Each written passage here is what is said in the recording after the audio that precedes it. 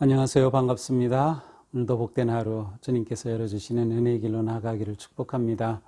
소망의 주님이 우리와 함께 하십니다. 우리와 함께 하시는 주님을 찬양합니다. 기도합시다. 하나님 감사합니다. 오늘도 저희들에게 주신 복된 하루 감사와 기쁨으로 나아가게 하옵소서. 세상의 어려움과 상황과 어떤 문제 속에서도 주님을 향한 저희들의 믿음이 흔들리지 아니하며 언제나 감사와 기쁨으로 나아갈 때 주님의 그 사랑과 은혜로 넉넉히 이기고 승리하며 담대하게 나아가는 우리 모두가 되게 하여 주시옵소서. 예수님 이름으로 기도합니다. 아멘. 네, 오늘 말씀은 누가복음 9장 28절에서 36절입니다. 이 말씀을 하신 후 8일쯤 되어 예수께서 베드로와 요한과 야고보를 데리고 기도하시러 산에 올라가사 기도하실 때에 용모가 변화되고 그 옷이 휘어져 광채가 나더라. 무릇 두 사람이 예수와 함께 말하니 이는 모세와 엘리야라. 영광 중에 나타나서 장차 예수께서 예루살렘에서 별세하실 것을 말할새 베드로와 및 함께 있는 자들이 깊이 졸다가 온전히 깨어나 예수의 영광과 및 함께 선 두 사람을 보더니 두 사람이 떠날 때에 베드로가 예수께 여짜오되 주여 우리가 여기 있는 것이 좋사오니 우리가 초막 셋을 짓되 하나는 주를 위하여 하나는 모세를 위하여 하나는 엘리야를 위하여 하사이다 하되 자기가 하는 말을 자기도 알지 못하더라. 이 말할 즈음에 구름이 와서 그들을 덮는지라. 구름 속으로 들어갈 때에 그들이 무서워하더니 구름 속에서 소리가 나서 이르되 이는 나의 아들 곧 택함을 받은 자니 너희는 그의 말을 들으라 하고 소리가 그침에 오직 예수만 보이더라. 제자들이 잠잠하여 그 본 것을 무엇이든지 그때에는 아무에게도 이르지 아니하니라. 아멘.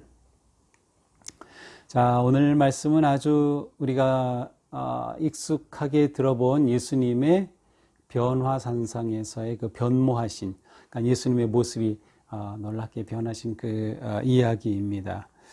자, 28절 이 말씀을 하신 후에, 이 말씀은 뭐죠? 바로 앞에서 예수님께서 너희는 나를 누구라 하느냐, 그래서 주는 하나님의 그리스도이십니다. 아무에게도 말하지 말라. 그리고 나서 예수님은 자신이 고난당하실 것, 장로들에게 대제사장들에게 버림받고 죽임을 당하실 것을 예고하셨어요.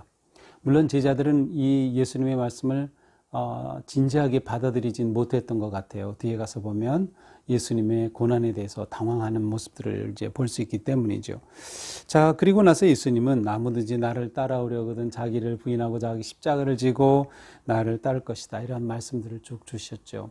자, 이 말씀을 하신 후에 일부러 이 말씀이라고 하는 이 단어가 여기에 기록되어 있습니다. 저는 이제 그래서 제가 일부러 이 말씀을 본 거예요. 그래서 이제 뒤에 나오는 그 내용과 좀 연결이 되기 때문인데요. 자, 이렇게 말씀하신 후에 이제 한 일주일쯤 지났습니다. 8일쯤 되어서 베드로, 야고보, 요한을 데리고 한 산으로 올라가셨습니다. 여기서 보니까 기도하시러 산에 올라가셨다. 자, 제가 말씀드렸죠. 기도하시러. 이 복음서를 읽다 예수님이 기도하시러? 그러면 이건 중요한 사건이다. 이렇게 봐도 됩니다. 그러니까 오늘 이 사건 굉장히 중요한 사건입니다. 기도하시러 산에 올라가셨습니다. 이 산은 어느 산인지 알 수 없어요. 성지순례 가면 여기가 변화산이다 하는 곳이 몇 군데 이렇게 찝어주는데 되게 다볼산이라고 하는 곳을 말하기도 하고 또 어떤 분들은 그 이스라엘에서 가장 그 북쪽에 있는 헐몬산이라고도 합니다. 거기가 제일 높은 곳이에요. 해발 3,000m가 넘으니까 백두산보다도 높은 곳이 있어요. 바로 이제 갈릴리 북쪽 끝쪽이죠. 여기서는 이제 눈이 내리고 얼음이 있고 봄이 되면 녹으면서 물이 내리면서 그것이 갈릴리 호수로 들어오는 요단강을 이루게 되죠. 바로 이쪽 지역이 사실은 굉장히 숲이 무성한 그러한 지역입니다. 그래서 어떤 사람들은 바로 이 헐몬산이 아닐까 이렇게 부르기도 합니다. 또 헐몬이라는 뜻이 거룩하다, 성스럽다 이런 의미도 있거든요. 하지만 이제 어느 산인지 모르는데 어쨌든 산으로 올라가셨어요. 가서 예수님이 기도하실 때, 자, 예수님이 여기서 기도하신다라고 하는 것은 무엇인가 중요한 시점입니다. 이미 예수님께서는 내가 고난당할 거다, 죽을 거다 예고를 하셨어요. 예수님이 그리스도이심을, 하나님의 그리스도이심이 고백되자 이렇게 말씀하셨죠. 그러니까 예수님에게 있어서는 처음부터 끝까지 고난당하시고 죽으실 것을 예수님은 알고 계셨고, 또 그것을 위해서 예수님은 지금 가고 계신 거죠. 굉장히 중요한 시점에 기도를 하십니다. 근데 기도하실 때 용모가 변화되었어요. 그리고 입으신 옷이 휘어져서 광채가 나는 것입니다. 이러한 예수님의 모습, 용모가 변화되고 옷이 휘어져서 광채가 난다. 그것은 바로 기도하시는 예수님이 하나님과 온전히 하나가 되었음을 의미하기도 합니다. 기도하시는 예수님이 하나님과 온전히 하나 되어서 거룩하신 아버지 하나님과 하나 되신 예수님은 물론 원래 하나님이셨지만 그 하나님과 함께 하심으로 이렇게 영광스럽고 놀라운 모습으로 하나님 예수님이 천상의 그런 모습으로, 그런 용모와 모습으로 변화되었습니다. 그런데 문득 두 사람이 예수님과 함께 말하고 있는 겁니다. 그 두 사람은 누구인가요? 이는 모세와 엘리야다. 자, 모세는 율법을 가져온 이스라엘의 최고의 지도자죠. 그래서 율법을 대표하고 엘리야는 선지자를 대표합니다. 이 말라기 맨 끝장인 4장 4절 5절에 가서 보면은 여기서 모세와 엘리야 이 두 사람을 언급하면서 메시지가 선포되고 있어요. 구약 성경의 맨 마지막에 이 둘이 언급되고 있어요.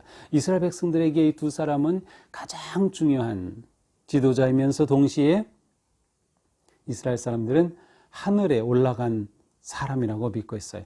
모세와 엘리야는 하늘에 올라간 분. 그러니까 그 모세와 엘리야가 예수님이 함께 이 셋이 있으니까 이건 완전히 하늘의 그 자리에 온 것과 마찬가지인 것이죠.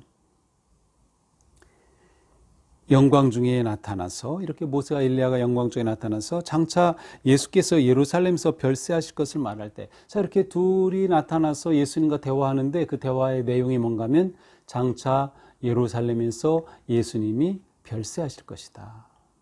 자, 예수님이 별세하신다. 예수님이 죽임을 당하시는 거죠. 그런데 어디서? 예루살렘에서. 그러니까 그 복음서를 볼 때 예루살렘은 예수님이 죽임 당하실 곳입니다. 그리고 부활하실 곳. 그래서 예루살렘이 굉장히 중요하게 언급이 되고 있어요. 그러니까 예수님이 예루살렘으로 향해서 간다, 이러한 표현들이 나면 죽음을 향한 걸음이다, 이렇게 우리는 보아도 괜찮을 정도로 예루살렘에서 별세하실 때. 자, 그런데 여기서 별세하신다는 단어가 좀 특별한 단어예요. 우리말로는 세상 떠난다는 그런 표현인데, 이 별세하실 때 이 단어가 신약에는 3번 나오고 있는데 2번은 죽음에 관한 뜻으로 나오고 있어요. 또 하나는 새로운 단계로 변화되는 것을 의미하는데, 왜냐하면 이 단어가 엑소더스라는 단어예요. 그러니까 엑소더스가 뭐예요? 출애굽이라는 뜻입니다. 출애굽. 이스라엘 백성들이 이집트에서, 애굽에서 탈출한 그 사건, 엑소더스, 출애굽기가 엑소더스라고 불리죠. 바로 그러한 단어예요. 그러니까 이것은 예수님의 단순한 죽음만이 아니라 예수님께서 새로운 시대를 열어주시는 거예요. 자유와 해방을 가져오시는 사건이 예루살렘에서 일어난다. 그것이 바로 죽음을 통한 사건이죠. 다시 말하면 죄와 죽음에 사로잡혀 있는 사람들을 생명의 세계로 탈출시켜 주시는 그 구원의 길을 열어주시는 것이 바로 예수님의 별세, 예수님의 죽음이었던 거죠. 그래서 이런 의미가 여기에 담겨져 있어요. 그러니까 예수님과 모세 엘리야가 예수님의 이 별세에 관해서 이야기한다. 예수님에게서 가장 중요한 핵심적인 사건을 지금 논의하고 있는 것입니다.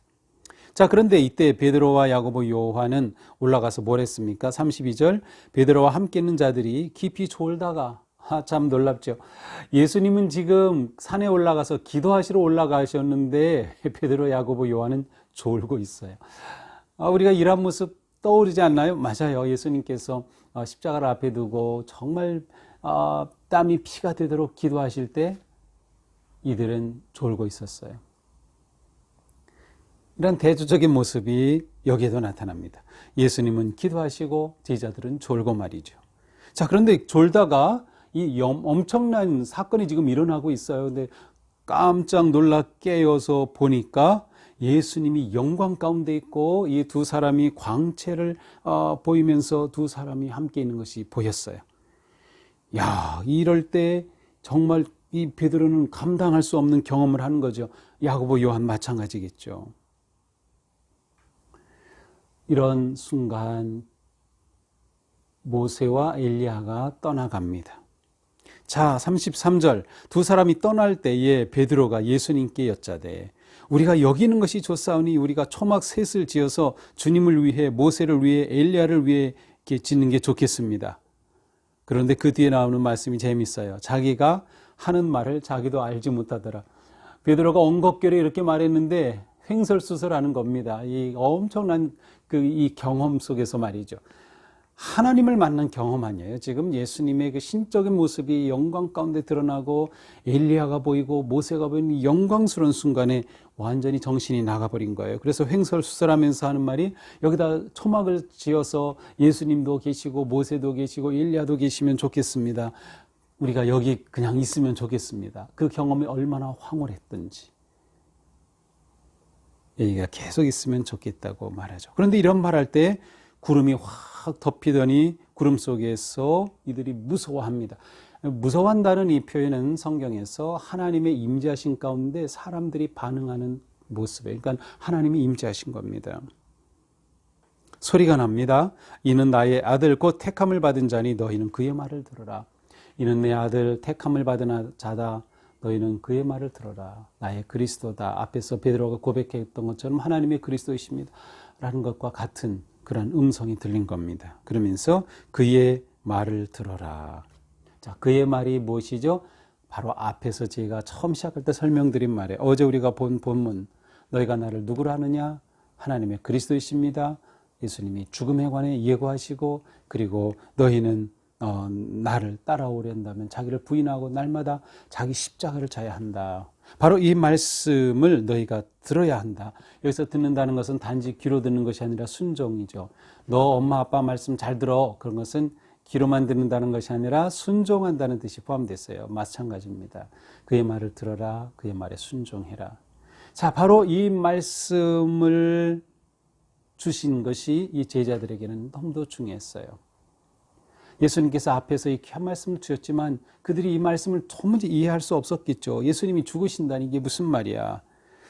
그런데 이렇게 하나님로부터 이 음성이 들리면서 제자들에게 그들이 어떻게 해야 하는지를 다시 한번 확증해 주십니다. 그리고 이 하늘에서 소리가 그치자 모든 것이 순간 사라지고 오직 예수만 보이더라. 제자들이 잠잠하여 그 본 것을 무엇이든 그때에는 아무에게도 이르지 않아요. 그 영광스러운 경험이 너무나 황홀하고 놀라워서 누구에게 감히 말할 수조차 없었던 거죠. 천국을 경험한 사건, 하나님을 경험한 놀라운 사건이 바로 오늘 본문입니다. 자, 우리는 이 본문을 보면서 예수님이 하나님이심을, 예수님은 천상에 계신 분이심을 이 제자들이 경험하게 됩니다. 이러한 경험, 보통 우리는 이제 이것이 변화산에서 있었기 때문에 산 위의 경험이라고 합니다. 산 위의 경험.